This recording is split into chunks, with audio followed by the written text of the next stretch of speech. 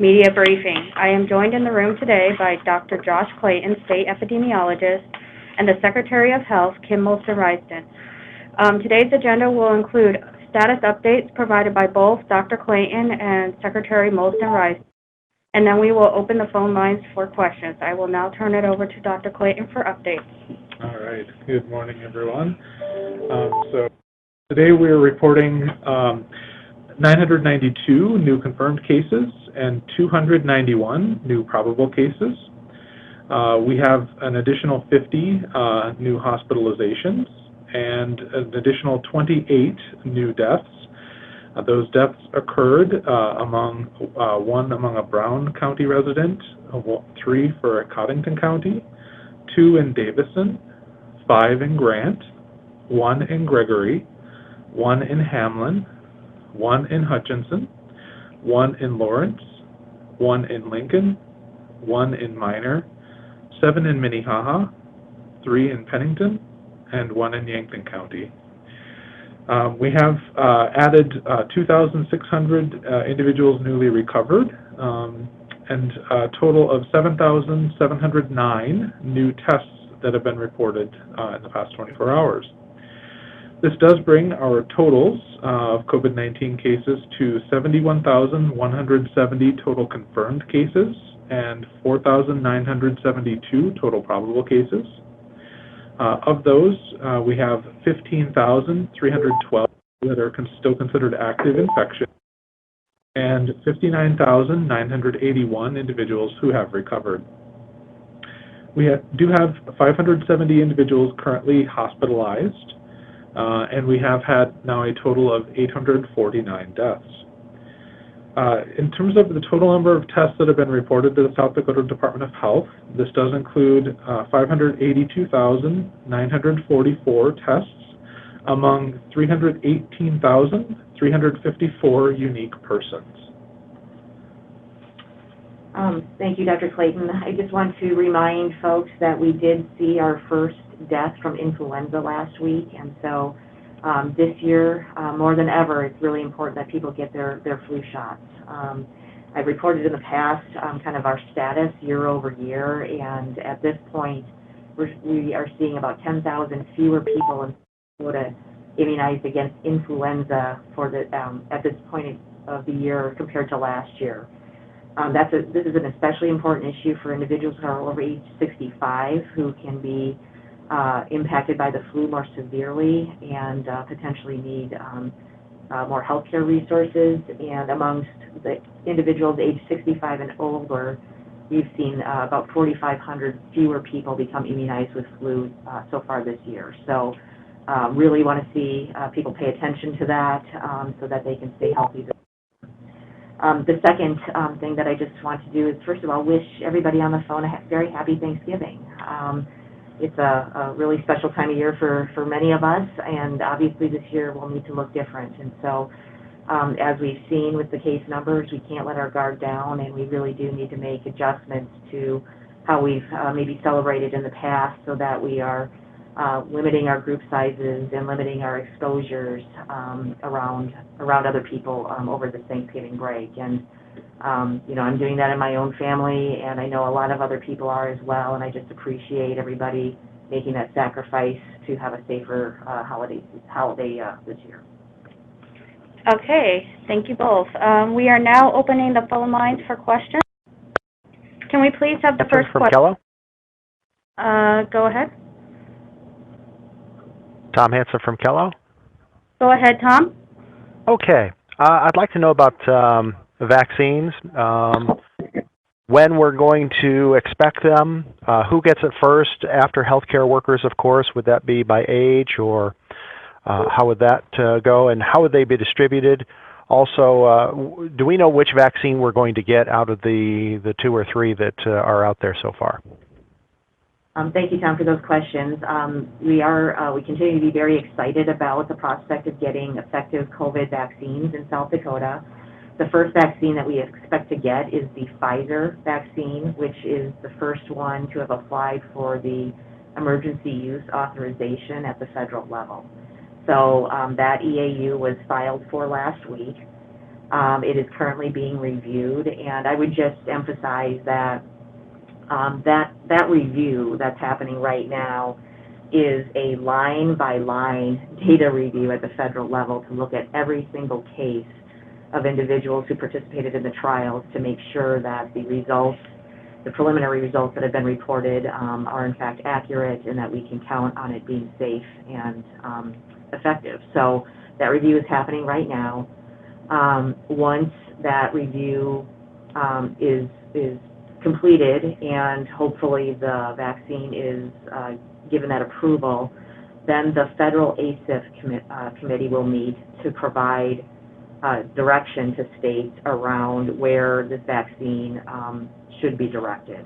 We anticipate that to have that direction to be among high-risk healthcare professionals as the first group, and then from there we expect to focus on our most vulnerable populations, including the long-term care facility residents, and then moving on to other healthcare workers, other critical infrastructure members, which would include teachers, other, EMS type workers, some of whom will get in that very first round.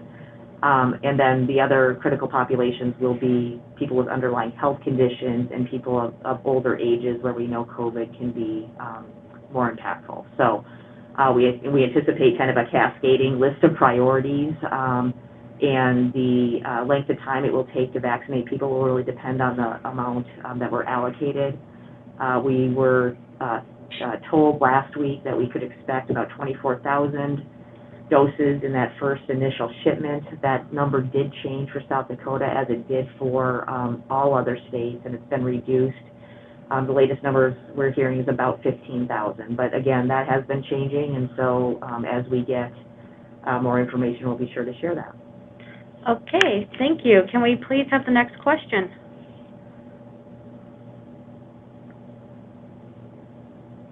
Mark with the Pioneer. Go ahead, Mark. There is some recent mass testing conducted. Do you have any results on those yet?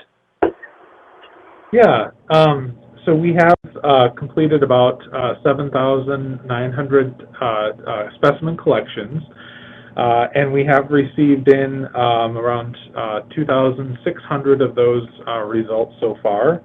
And we're seeing about a 10% positivity rate, and we do hope to have more of those results coming in and be able to update on future calls. And also, we're still hearing from COVID-positive patients as well as their close contacts who are saying that they are never contacted to do contact tracing on both ends, or if they are, it's more than 2 weeks after that patient tested positive. Can you guys explain that at all, why that might be? So, Mark, one thing just on the mass testing, just to remind you that you'll see the results of all those tests in our daily numbers. So as we get those results, you'll see them on the website. Relative to investigations and contact tracing, we last week started an enhanced process of using technology to reach individuals and have seen really good results from that.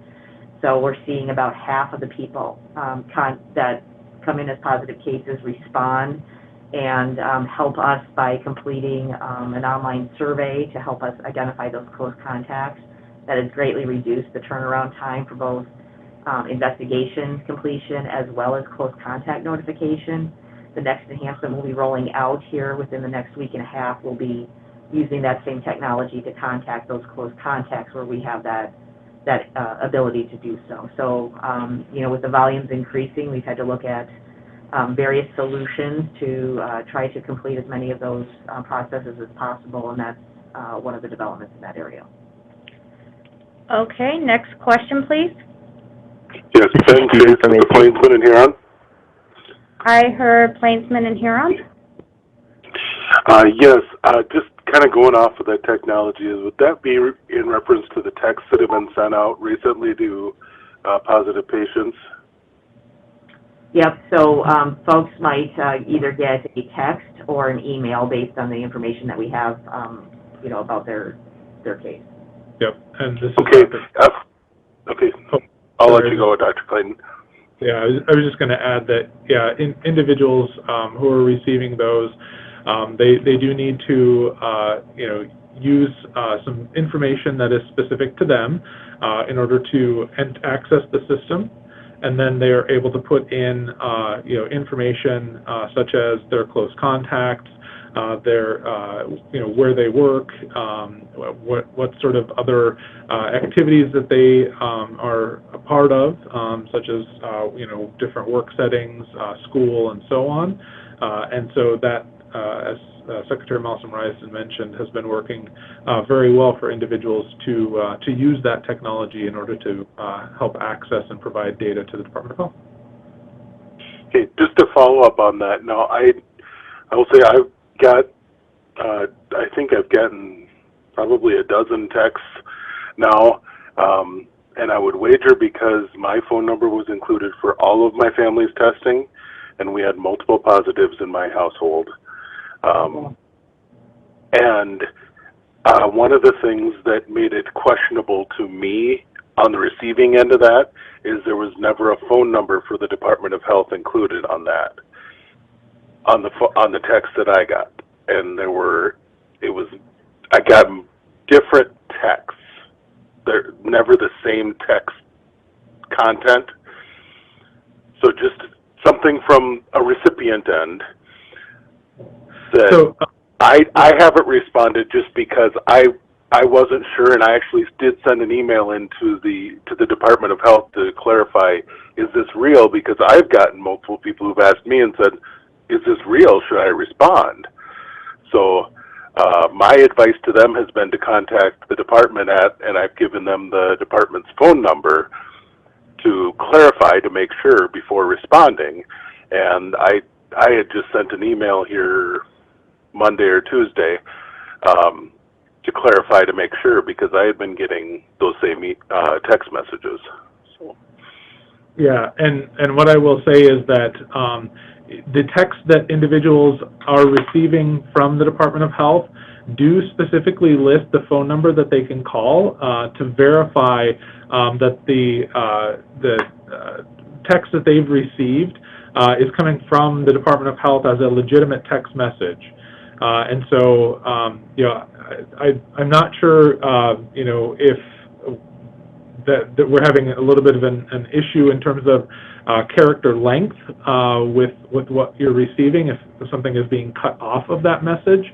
But I would say that when individuals are receiving those text messages or those emails, we have a phone number that goes to our staff, and they will verify that we have submitted information to a specific person. So thank you for bringing that up, and I would ask that as we are rolling out this technology, that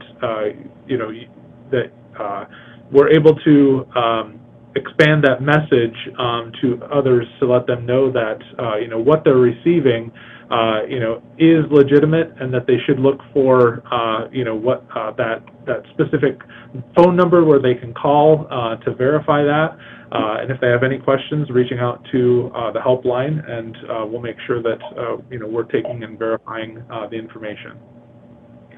And one more follow-up, if I can, but phone number, is that the 833 number that the text is coming from?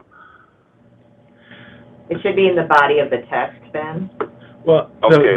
None of mine have a phone number in the body of the text. It's the only phone number that I have in the I have more than a dozen texts since Thursday, and the only phone number in any of them is the phone number that it's coming from.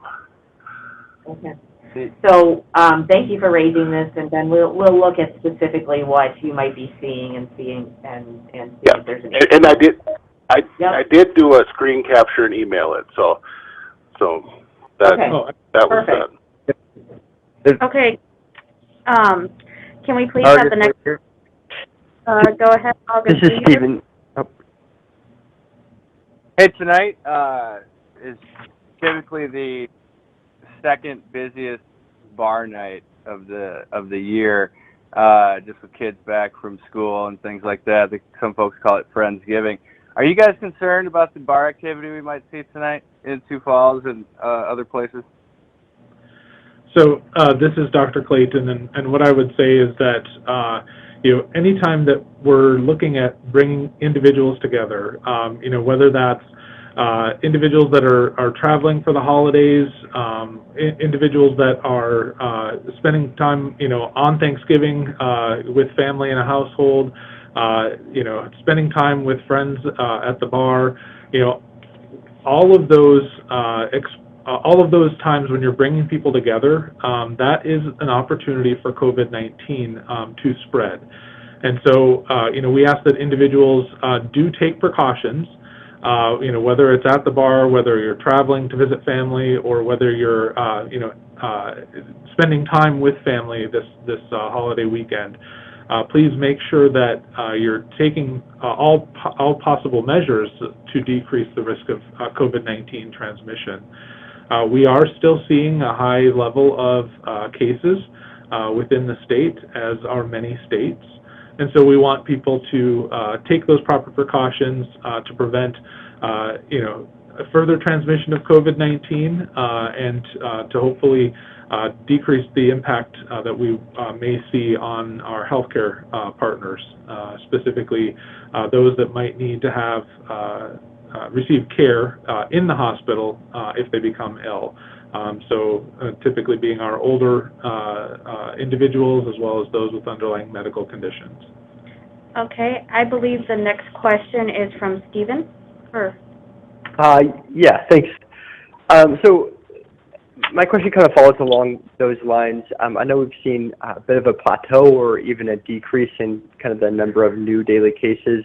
I'm wondering if there's anything behavior-wise or other factors that you attribute to that, and kind of where we are in terms of just the number of daily cases and the spread of COVID-19 that we're seeing.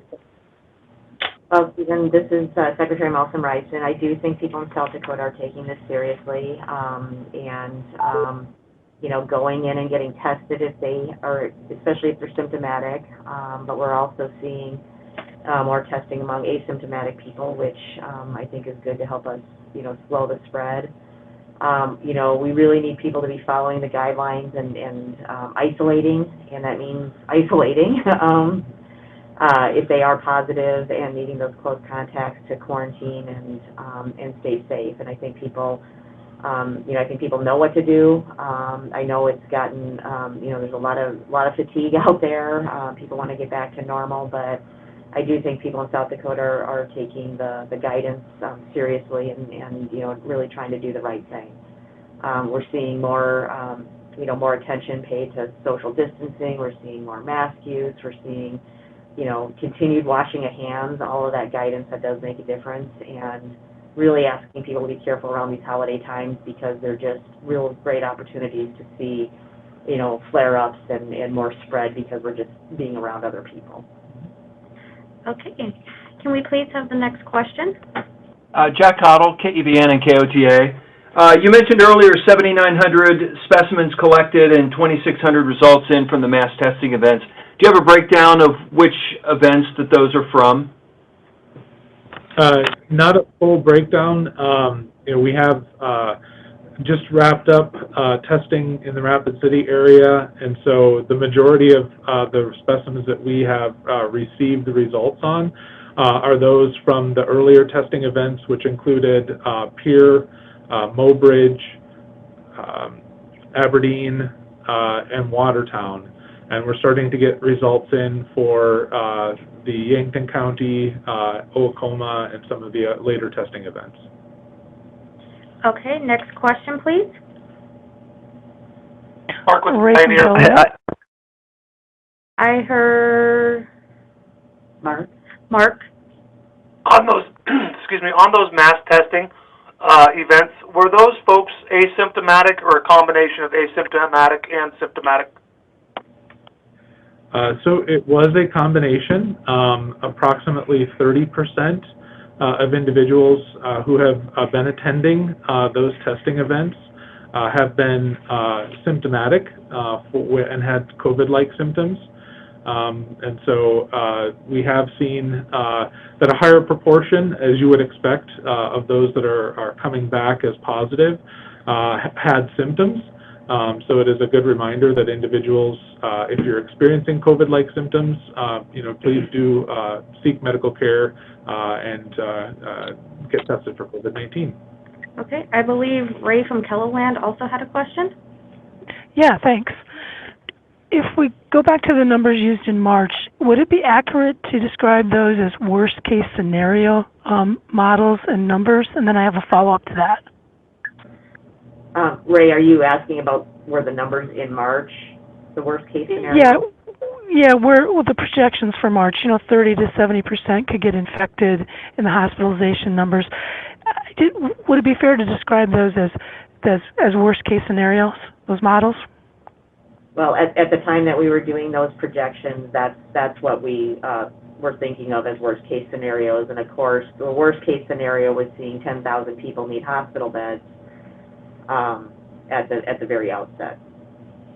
Okay.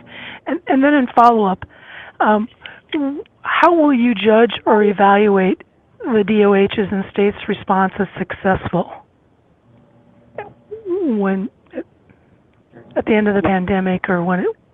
Go ahead.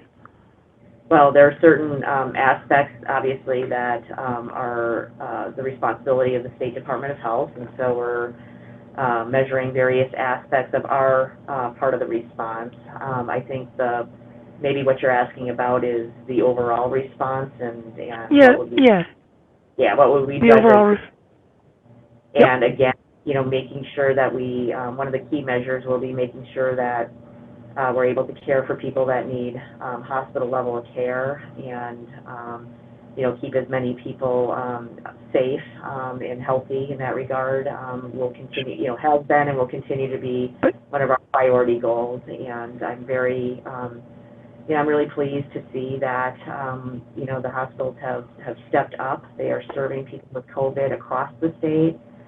And as we continue to learn more about the disease, and we have more therapeutics today than we've had ever, we know more about how to treat the respiratory aspects of this disease, and that looks very different today than it did, back in March. But I'm optimistic that our healthcare system will continue to be able to serve the needs of people in South Dakota.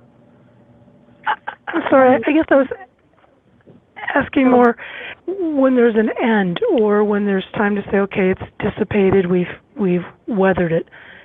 How will you measure or judge the success of the response?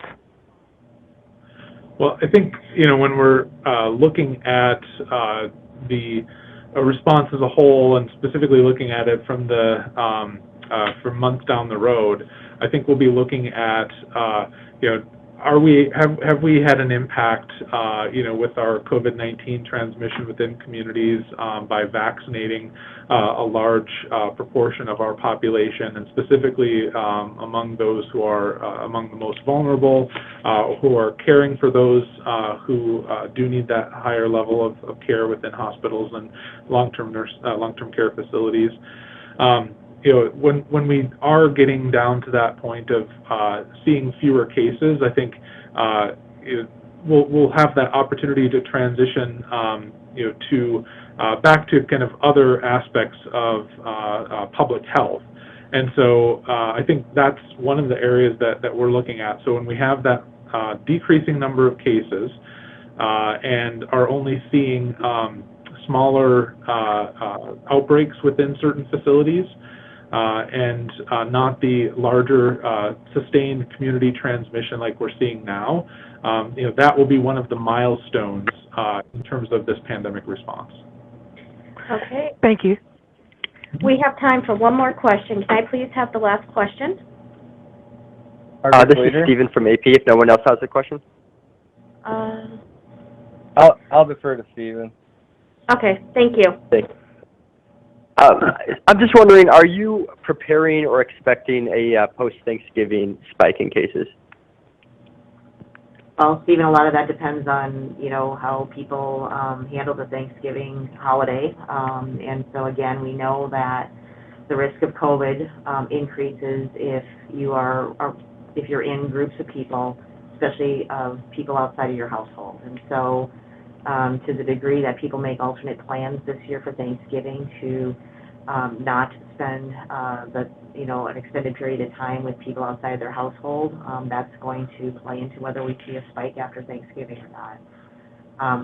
It's not just Thanksgiving Day, obviously, as some of the questions already have alluded to. It's other activities. And, families are coming together and, just the stuff that everybody wants to be able to do. And so we'll need to, again, can't let our guard down, and really hoping that people do make that sacrifice this year to help us with the COVID cases in our state.